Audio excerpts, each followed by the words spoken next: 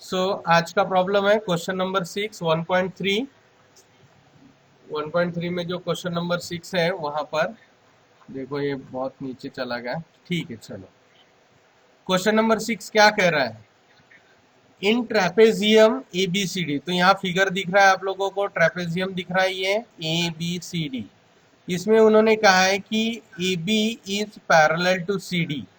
तो ये जो हॉरिजॉन्टल बेस और ऊपर का छोटी लाइन जो है ये दोनों एक दूसरे के साथ पैरेलल है।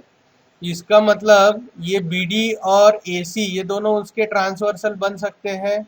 Okay, diagonal A C and B D intersect in point O, तो ये दोनों एक दूसरे को ओ पॉइंट में इंटरसेक्ट कर रहे हैं।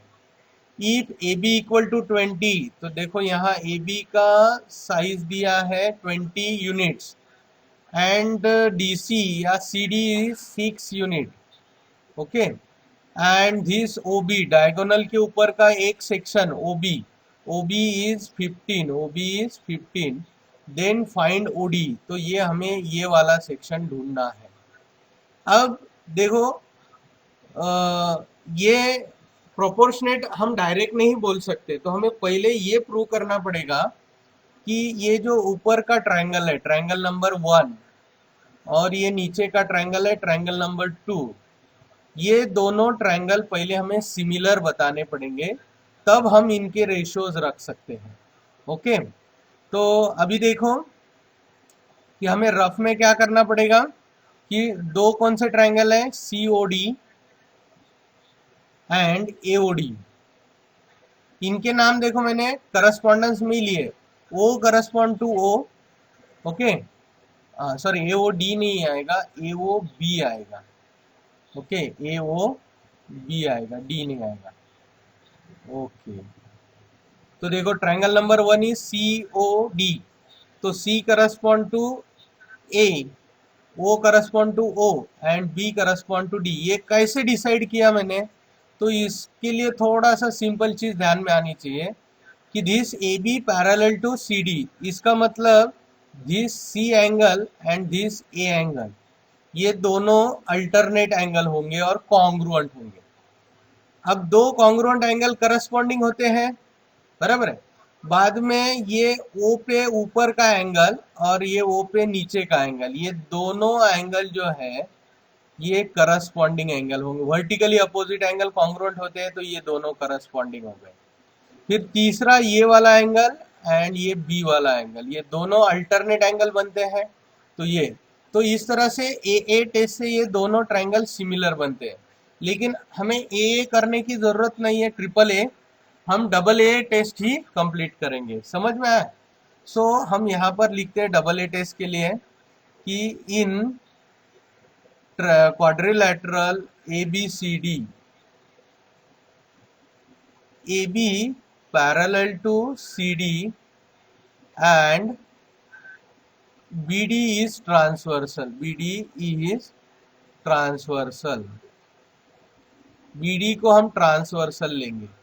तो देखो ये वाला एंगल एंड ये वाला एंगल, दोनों एंगल हमारे लिए क्या हो जाएंगे अल्टरनेट। तो हम यहाँ बता देंगे कि angle C D O congruent to angle A B O.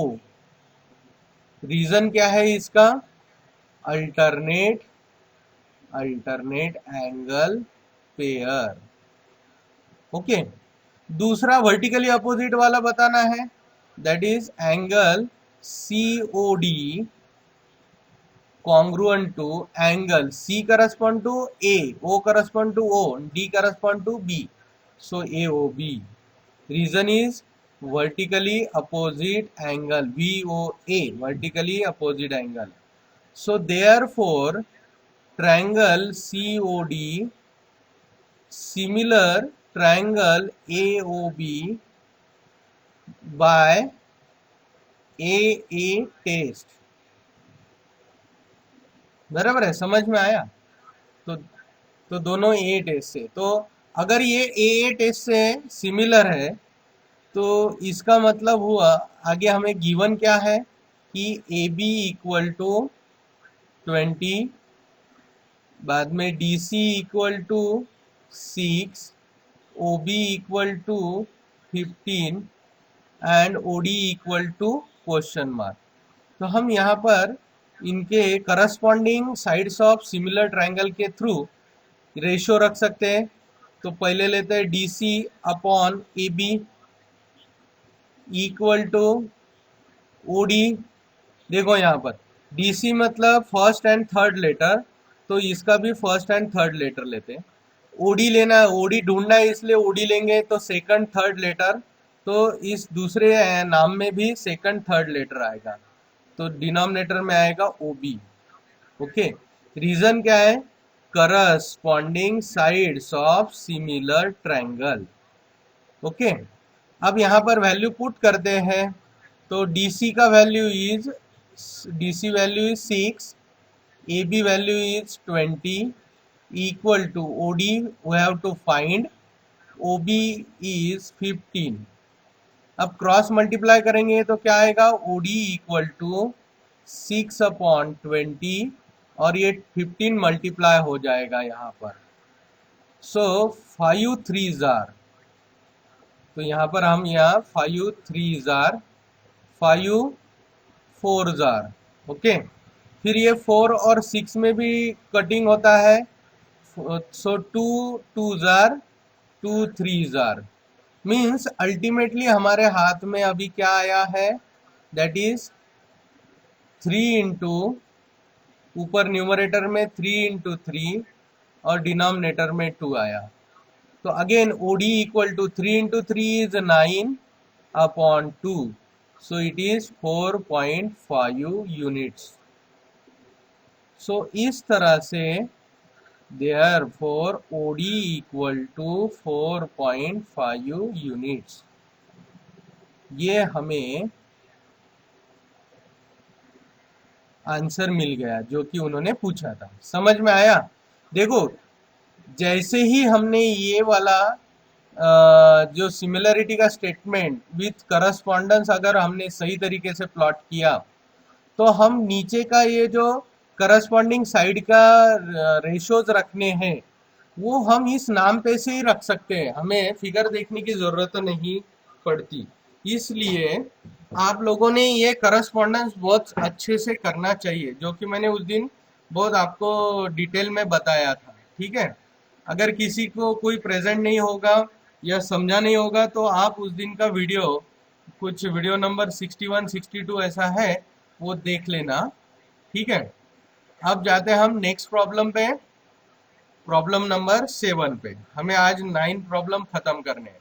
So problem number 7 says quadrilateral ABCD is a parallelogram. कौन सा टाइप का क्वाड्रिलेटरल है?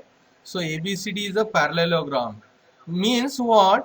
कि इसके opposite sides are parallel. Means AB is parallel to CD and AD is parallel to BC।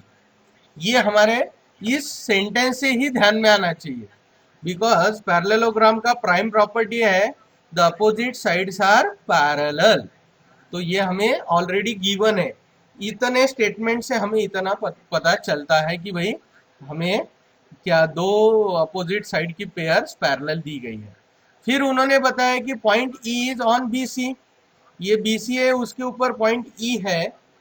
Okay, and line DE, अगर समझो D में से E तक हमने एक लाइन ड्रॉ किया DE, और उसको आगे हमने कंटिन्यू किया, एक्सटेंड किया, तो वो इस AB के एक्सटेंशन को T में जाके इंटरसेक्ट होता है।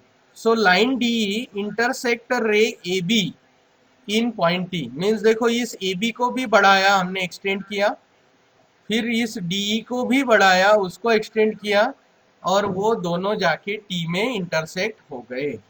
ओके, सो हमें अब इस केस में हमें प्रूव करना है कि this DE multiplied by BE, देखो DE multiplied by BE equal to CE multiplied by T। तो थोड़ा सा ये स्टेटमेंट देख के हमें ऐसा लगता है इसमें अब अरे ये क्या चीज़ है। अगर देखो कि हमने ये DE इंटू बी, सी इंटू टी, ये हमारा लीनियर फॉर्मेट में है। इसको अगर हमने रेशो फॉर्म में किया, समझो मैंने अभी डी को ऐसे ही रखा और ये टी को उसके नीचे अगर भेज दिया, तो ये क्या हो जाएगा, डी अपॉन टी। अब ये ऊपर रखता हूं मैं सीई, ऊपर रखा मैंने सी एज इट इज रखा, और ये बी को मैं डिनोमिनेटर में भेज देता हूं, सो बीई। सो एक्चुअली हमें ये ढूंढना है और फिर बाद में उसका क्रॉस मल्टीप्लिकेशन करना है। क्या करना है, क्रॉस मल्टीप्लिकेशन। तो हमें जो रिक्वायर्ड फॉर्मेट में लीनियर रेशो है ये हमें मिल जाएगा। समझ में आया क्या? Okay, got it. हाँ, तो एक्चुअल में पूछा गया हमें लीनियर फॉर्मेट, लेकिन ढूंढते वक्त हमें रेशो फॉर्म ढूंढना पड़ेगा, तो ये ध्यान में आना चाहिए। अब ये देखो डी सी फिर बी एंड टी, ये सारे पार्ट इन दो ट्रायंगल में, ट्रायंगल नंबर 1 और ये ट्रायंगल नंबर 2, ये दो ट्रायंगल में ही हमें ये सारे। इसका मतलब हुआ कि अगर हमने इन दो ट्रायंगल्स का सिमिलैरिटी प्रूव किया तो हम ये सी एस सी टी कर सकते हैं, यहाँ पर सी एस एस टी कर सकते हैं, बराबर है। तो हम पहला हमारा टास्क है कि इन दो ट्रायंगल को हमें सिमिलर बताना है। अब उसके लिए देखो, एक पेयर तो हमें वर्टिकली अपोजिट यहाँ ई एंगल पे मिल गया, दूसरा पेयर हमें कैसे मिल सकता है? तो बहुत सिंपल है, देखो this A B is parallel to C D, okay. और अगर ये बी सी को हमने ट्रांसवर्सल एज्यूम किया तो ये बी वाला एंगल एंड ये सी वाला एंगल, ये दोनों अल्टरनेट एंगल बनेंगे। तो बाय ए टेस्ट ये दो ट्रायंगल हमारे क्या हो जाएंगे, ये दो ट्रायंगल सिमिलर हो जाएंगे, ओके। सो हम यहां लिखते हैं कि इन क्वाड्रिलेटरल ABCD अ पैरेललोग्राम, वो कैसा क्वाड्रिलेटरल है, पैरेललोग्राम। इसमें क्या है कि AB parallel to CD and BC is transversal, okay. So therefore angle TBC is congruent to angle, अब T का करस्पॉन्डेंस है D और B का करस्पॉन्डेंस है C, और सॉरी TBE चाहिए, TBE चाहिए था, और E का करस्पॉन्डेंस E है।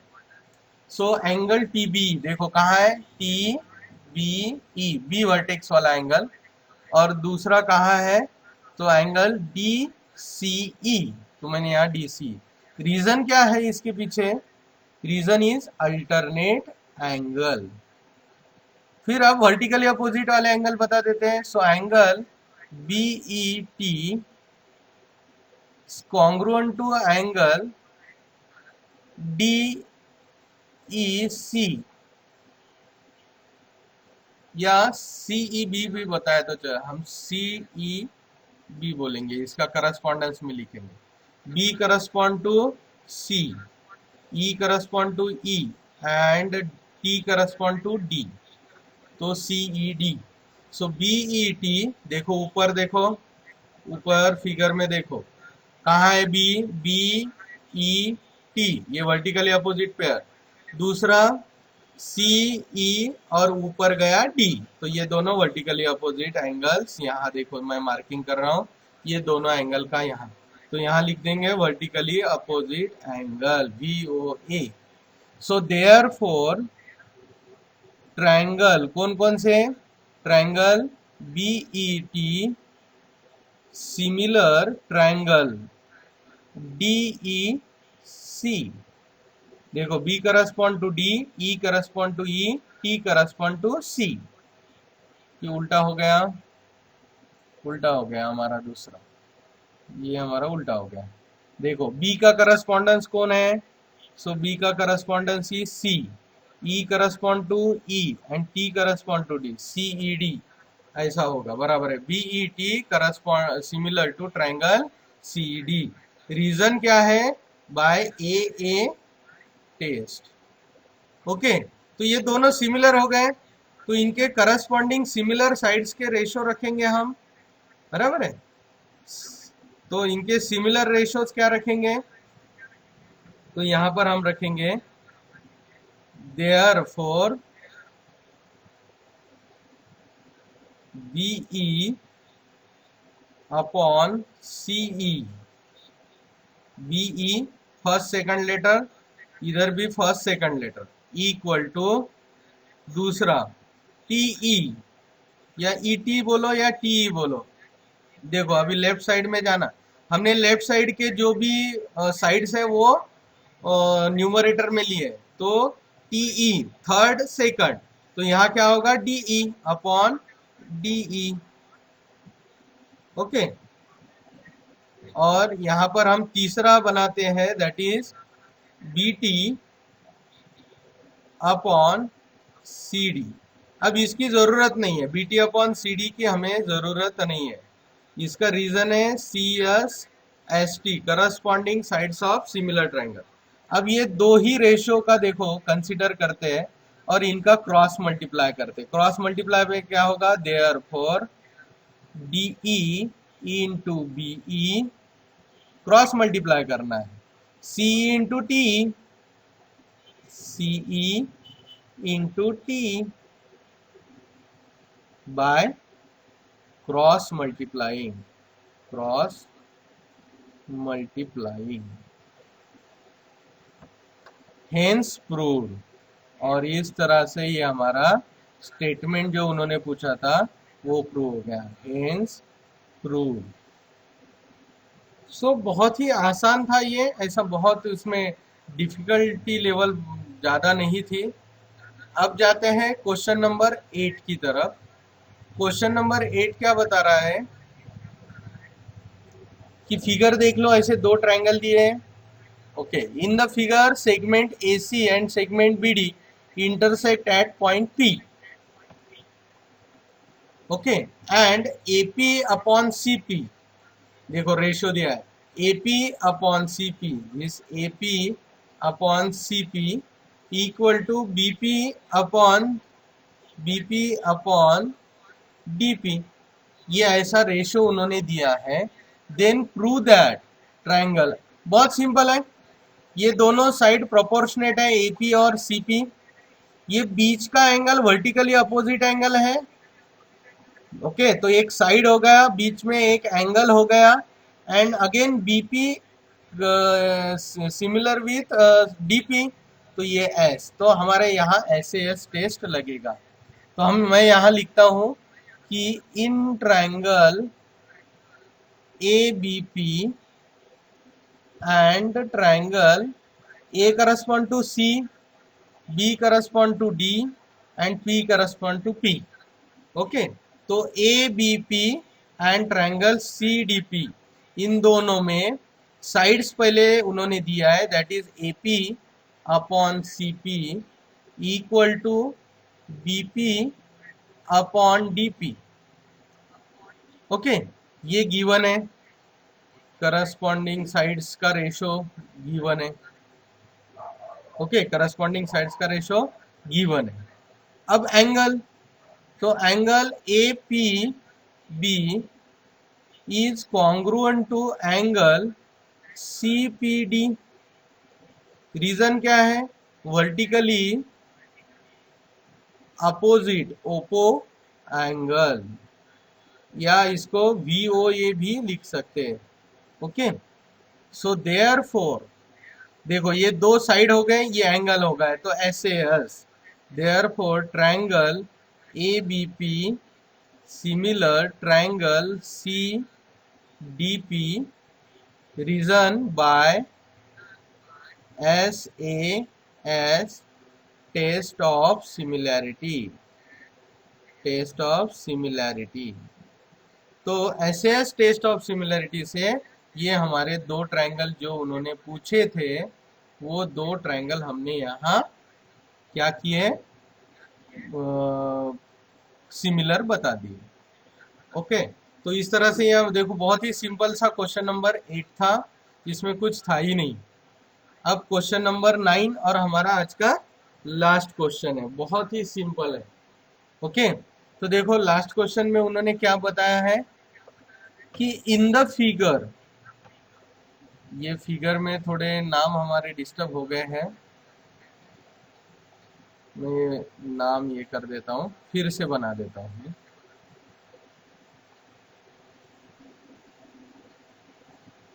ओके, देखो नाम क्या दिए हैं, तो ऊपर है वर्टेक्स में ए, ये है बी सी, ये बड़ा वाला ट्रायंगल एबीसी हो गया। उसके अंदर एक छोटा ट्रायंगल है एडीसी, जिसमें ये D angle is congruent with this A angle. तो उन्होंने यहाँ दिया है the given is in triangle A B C and triangle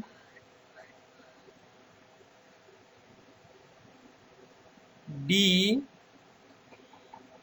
B, नहीं बी नहीं, डी बी नहीं होगा, सी कॉमन है, दोनों के लिए सी कॉमन है।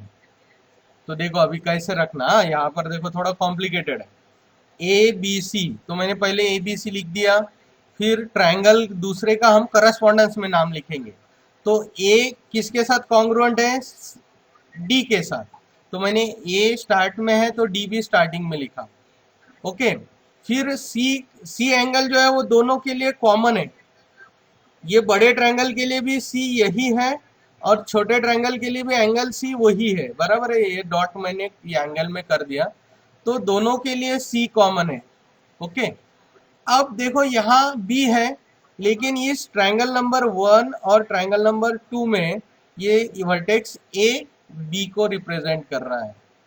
ओके, अगर मैं यहाँ ऐसे उसके रफ फिगर निकाल दूं, ओके देखो, अब ये है ए बी सी, हाँ, और मैं इसको घुमा देता हूँ और मैं ऊपर डी निकाल देता हूँ। ये सी है मेरा, ए के साथ में करस्पॉन्डेंस कौन है, डी, तो मैंने ऊपर डी निकाल दिया। और बचा कौन अभी, दूसरे ट्रायंगल में एडीसी ट्रायंगल है तो एडीसी।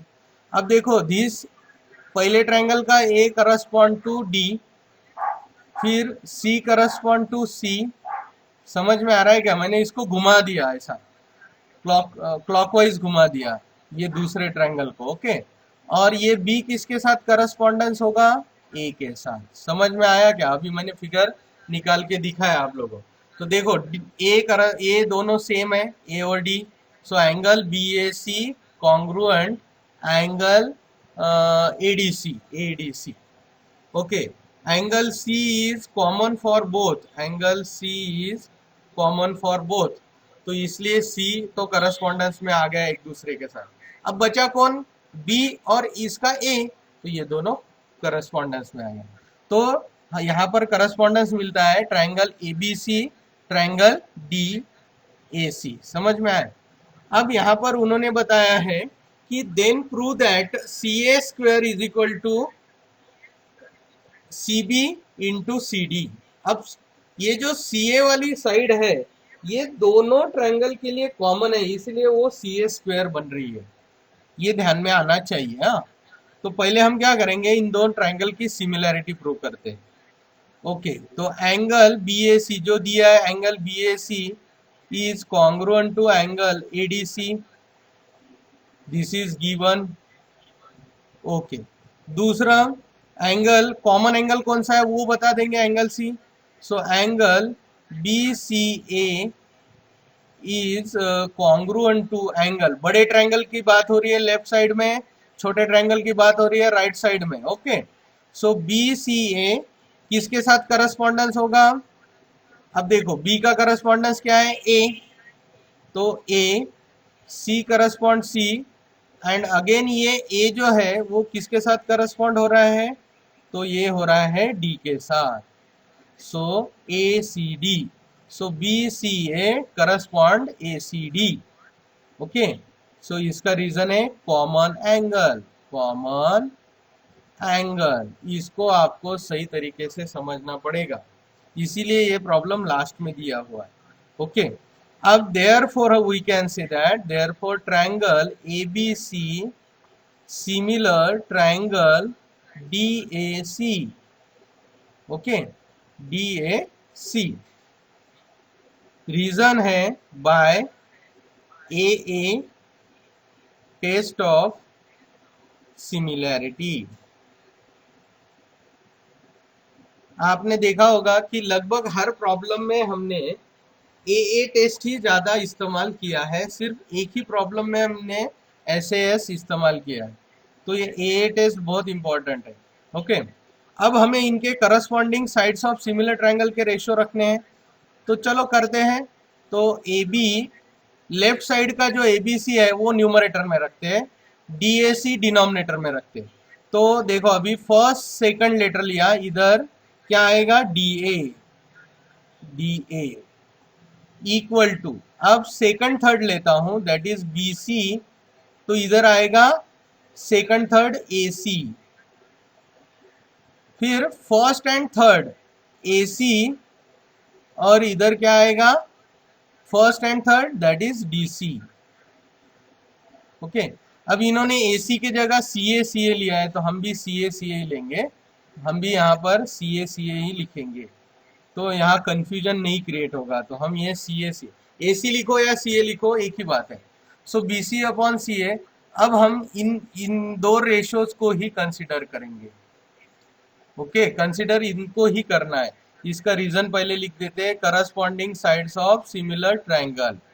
तो देखो BC upon CA equal to CA upon CD, तो यहाँ लिख देता हूँ BC upon CA equal to CA upon DC, या CD लिखा तो भी चलेगा। ओके, अब इनका क्या करना है, क्रॉस मल्टीप्लीकेशन। तो CA into CA equal to BC into DC, या CD लिखता हूं मैं यहाँ CD, ये इसको CD लिखना ही अच्छा है बिकॉज हमारे क्वेश्चन में CD है, तो मैं यहाँ CD लिख देता हूँ। ओके, तो ये क्या आ गया, देखो CA into CA, same segment into same segment, तो क्या होता है उसका स्क्वायर होता है, तो CA square is equal to BC into CD। तो इस तरह से हमने ये भी क्वेश्चन था ये हमने प्रूव कर दिया, हेंस प्रूव। बहुत ही आसान था, इसमें कोई गड़बड़ नहीं है, बहुत ही सिंपल सा हमारा आज का ये 4-5 क्वेश्चन थे। लेकिन भले अभी सिंपल लग रहे हैं, लेकिन जब करने जाते हैं तो ये लास्ट वाला क्वेश्चन बहुत दिक्कत देता है। इसके करस्पॉन्डेंस अगर हमें सही से नहीं आए तो बहुत ज़्यादा दिक्कत देता है। तो मैं आशा करता हूँ कि आप लोग अभी ये लास्ट वाला क्वेश्चन बहुत बार रिपीट करेंगे, और इसका जो बेसिक है करस्पॉन्डेंस का, जो मैंने स्टार्टिंग से बताया था कि करस्पॉन्डेंस बहुत ज़रूरी होता है ध्यान रखने के लिए, वो अगर नहीं आएगा तो प्रॉब्लम नहीं आएगा। तो सभी से मेरी ये रिक्वेस्ट है कि आप करस्पॉन्डेंस पे ज़्यादा फोकस करें।